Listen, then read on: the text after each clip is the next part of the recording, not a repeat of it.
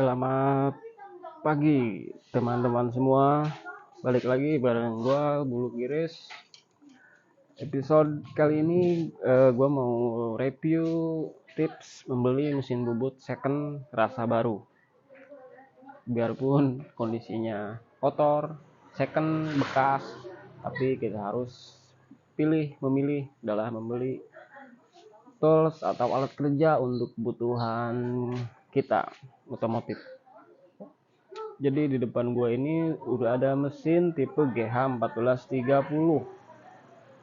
Ini mesin sudah gue bongkar, gue mau review sedikit. Jadi untuk berbagi info atau berbagi tips buat teman-teman semua yang mau membeli mesin bubut second atau bekas tapi masih presisi. Ya nggak presisi 100% lah. Kurang lebih 80% 70% lah udah oke itu. Kalau untuk kebutuhan otomotif udah cukup. Dan untuk tipenya mesin bubut itu banyak. Ada mulai dari BV, CQ, GH, CO atau CZ, CW, banyak sekali tipe-tipenya. Dan untuk panjang kerjanya, untuk canggihnya itu macam-macam. Tergantung budget kalian dan tergantung kebutuhan kalian untuk produksi apa atau untuk kerja apa. Itu aja cukup.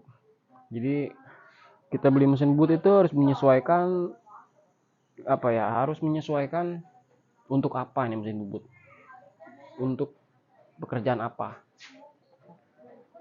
Jadi gua mau review dulu sebentar mesin bubut di bengkel gua. Jadi kita mulai dari panjang kerja nih. Panjang kerja itu bukan dari kaki yang bawah itu sampai ke ujung tulisan Bulu Giris. Itu bukan panjang kerja, itu panjang mesin. Kalau panjang kerja itu dari sini. Gue ukur nih. Kalau panjang kerja itu dari ujung cak atau claw sampai ujung center. Berarti panjang kerjanya ini 75 cm. Sama dengan 750. Nah, untuk swingnya itu ini kurang lebih dari bed ke titik tengah claw kurang lebih 19 cm. Berarti 360. 19 cm kali 2 berapa tuh? 38 ya, soalnya dikali 2 gitu. Berarti benda kerja yang bisa masuk di mesin ini kurang lebih segitu diameternya. Nah, terus kecanggihannya gini, yang kita harus perhatikan paling utama adalah bagian bed. Ini namanya bed. Bed ini wajib mulus, wajib enggak bergelombang, wajib enggak tirus. Maksudnya di sini di ujung sana masih tebal bednya, di sini udah turun atau jegong. Otomatis kalau kita ngebubut atau kita lagi kerja, kita makan, kita bantai dari sini, kalau udah nyampe di bagian sini otomatis nggak kena, akan berkurang 0, sekian gitu. Terus kalau mesin bubut gua ini bisa buka perut. Maksudnya buka perut tuh open bed. Di sini tuh ada sambungan ini, sambungannya bisa dilepas nih. Ini tuh di sini ada bautnya, baut L 4 biji, jadi ada pinnya itu di bawah, jadi bisa kita angkat. Jadi semisalkan kita mau bubut diameter yang lebih besar, otomatis kalau ini nggak dibuka mentok dong, berarti harus kita buka bednya. Contoh kita bubut pelek ring 17, bubut pelek ring 17 kalau itu dibuka masuk. Kalau ini ring 18 masih masuk, soalnya udah gue tes. Nah, untuk kelengkapannya yang lain, di sini ada cak 4 plus cak 3. Jadi kelebihan dan kekurangannya apa kalau cak 4 dan cak 3? Kalau cak 4 itu benda kerja bentuk apapun bisa kita bubut, mau kotak, segitiga, bisa kita bubut karena bisa disetting satu persatu, bisa disesuaikan titik senternya satu persatu, kecuali cak 3. Kalau cak 3 ini dia sekali putaran tuh jadi kakinya itu ngikut semua, jadi susah disettingnya. Kecuali benda bulat bisa, makanya gua pasang yang ini caknya yang 5 in, kalau ini 8. Makanya gua pasang yang ini karena masih bubut-bubut busing-busing yang kecil-kecil, jadi kalau kita menggunakan cak 4 itu lama, karena lama settingnya. Untuk menyesuaikan senternya itu susah. Makanya kalau lagi bubut cak 4 terus dilanjutin sampai kelar, jangan dibongkar dulu, senternya yang susah. Nah, di bagian sini tuh ada as 3 ya. Jadi as 3 macam ini. Di sini tuh ada as ulir untuk pembuatan ulir, di sini as otomatis, di sini untuk as saklar. Kita jelaskan dari as ulir dulu.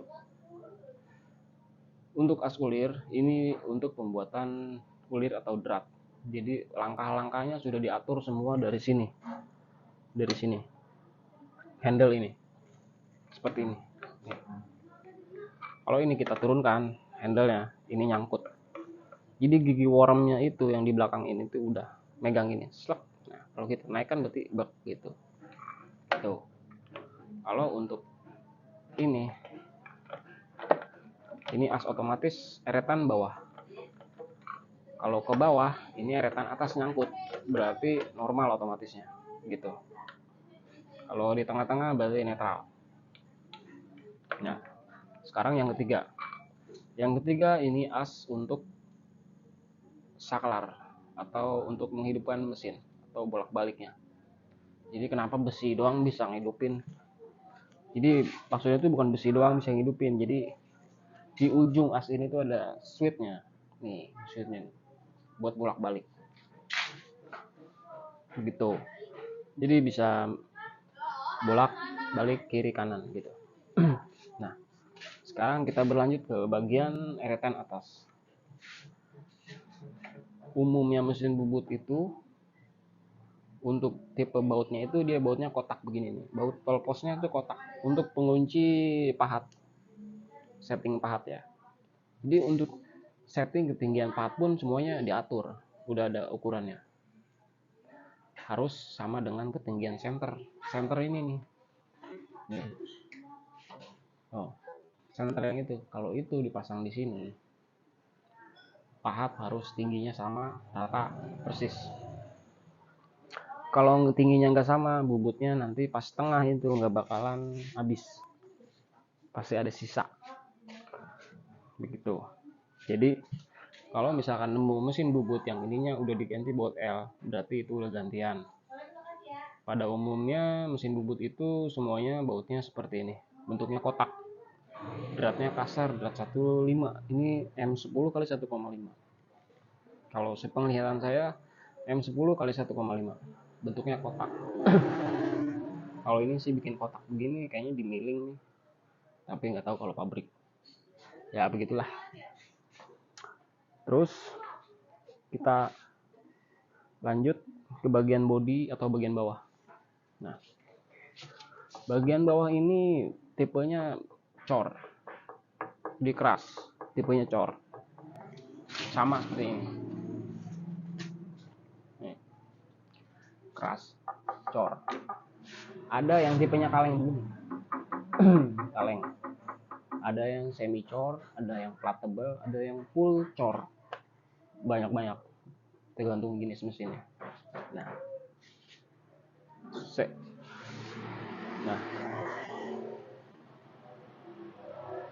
sekarang kita lanjut bagian sini. Untuk di bagian ini untuk mengatur kecepatan, warning, stop motor before shifting speed and pit levels. Peringatan, berhentikan motor sebelum memindahkan kecepatan. Jadi kalau kita mau memindahkan kecepatan transmisi atau gearbox, ini wajib caknya ini berhenti.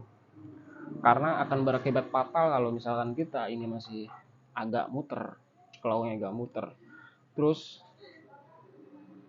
ini sudah digeser, dipindah, otomatis giginya rontok atau sudah habis kemakan. Itu bisa mempengaruhi dari suara, bisa kasar. Suara itu bukan dari bearing aja ya, bisa dari bearing, bisa dari puli, banyak lah, bisa dari busing, banyak. Nah, untuk ini rem. Jadi awalnya nih mesin bubut ini cuma switch mati aja. Jadi ini tuh cuma switch mati aja. Tapi sudah gua modifikasi menggunakan rem motor. Nih, tuh, tuh pakai cakram ya. Tuh, Brembo, lu nggak lihat? Brembo, yang penting Brembo. Gua pakai motor Scorpio itu dulu.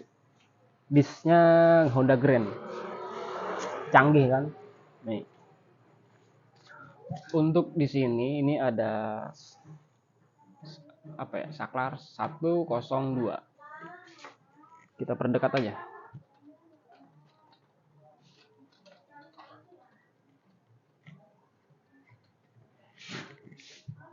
Ada 102. Jadi artinya mesin ini motornya itu ada 2 speed. Speed pertama dan speed kedua. Jadi bisa diatur. Maksudnya begini. Contoh kita di sini 1170 ininya di 1. Nih, 1170 ininya di 1. Tanda panah harus lurus sesuai nomor. Ininya di 1 ya, perhatikan. Ininya di 1 berarti ini speed 1. Kalau ini dipindah ke 2 berarti speednya berturun 585. Gitu seterusnya. Oke. Ini untuk pembuatan ulir atau drag. Jadi langkah-langkahnya sudah diatur di dalam ini. Di sini juga ada gearbox atau gear atau gigi atau transmisi, kurang lebih seperti itu, untuk mengatur langkah-langkah pitch ukuran ulir. Nah, selain gigi samping di sini, ini pun harus sesuai dengan tabel yang ada di sini. Ini 30, ini 30, 127 plus 60. Nah, ini 30, berarti paling atas 30, 127. Ini 60, berarti udah sesuai. Ini 120 nih, yang kecilan nih. Nah, ini juga untuk, kalau yang 60 ini untuk mengatur penggerak dari situ ke otomatis. Oke. Nah, sekarang berlanjut ke sini, ke lubang spindle. Ini namanya lubang spindle. Jadi lubang spindle ini sudah gua ukur, ukurannya 38 mili. Jadi artinya pipa atau as yang berukuran di bawah 38 mili, 38 mili udah mentok, bisa masuk, bisa tembus ke sini, ke ujung ini. Jadi bisa masuk ujung ke sana, 2 meter masuk, 6 meter masuk. Yang penting ukurannya 38 mili. Misalkan mau dibubut ujungnya doang bisa masuk. Cuma resikonya ya agak geol-geol gitu, tergantung skillnya aja lah, skill operatornya. Nah, begitu. Terus untuk derajatnya ini kita harus perhatikan. Tuh, kelihatan nggak? Kita harus perhatikan kalau beli mesin second, harus perhatikan ini harus jelas. Dan ini harus fungsi. Ini kan bisa di setel. Oh, sudut pahat begini set. Tuh, tuh biasa diatur. Kemana aja bisa diatur. Pada umumnya kalau mesin bubut itu ada air coolant dan lampu. Tapi kalau ini mesin ini sudah saya perbaiki, tadinya nggak hidup, lampu plus air coolant. Di sini ini tuh buat pompa, pompa hidup. Gua matiin. Ini emergency. Jika terjadi sesuatu hal yang tidak diinginkan, hidupin, matiin langsung. Misalkan kita hidupin ini untuk start jok. Ini kenapa nggak hidup? Karena di sini di tameng ini tuh ada switchnya nih. Di sini ada switch. Kalau kita tekan itu akan hidup, bunyi. Oh, bunyi kan? Jadi di pabrikan sudah diatur sedemikian rupa. Kita matiin lagi. Nah, jadi di pojokan sana itu di drigen itu ada pompa, tapi di dalam sini ada pompa air atau pakai bromus ya. Kalau habis, jadi fungsinya ini kalau air coolant ini untuk drill ya, untuk pengeboran, untuk babat pemakanan banyak. Jadi kita lebih enak pakai ini, biar mata pisaunya wet, terus bendanya juga nggak panas gitu. Bisa aja pakai oli, tapi kalau pakai oli kan ngebul, jadi terlalu banyak keluar asap. Nah, jadi kurang lebih seperti itu. Nah, tips membeli mesin bubut second rasa baru gitu. Jadi semakin ditable drat ini banyak handle-handlenya, semakin canggih mesinnya. Itu aja patokannya. Oke. Nanti kita review mesin milling Taiwan, standar Taiwan. Oke, gua Bulu Gires. Bye bye.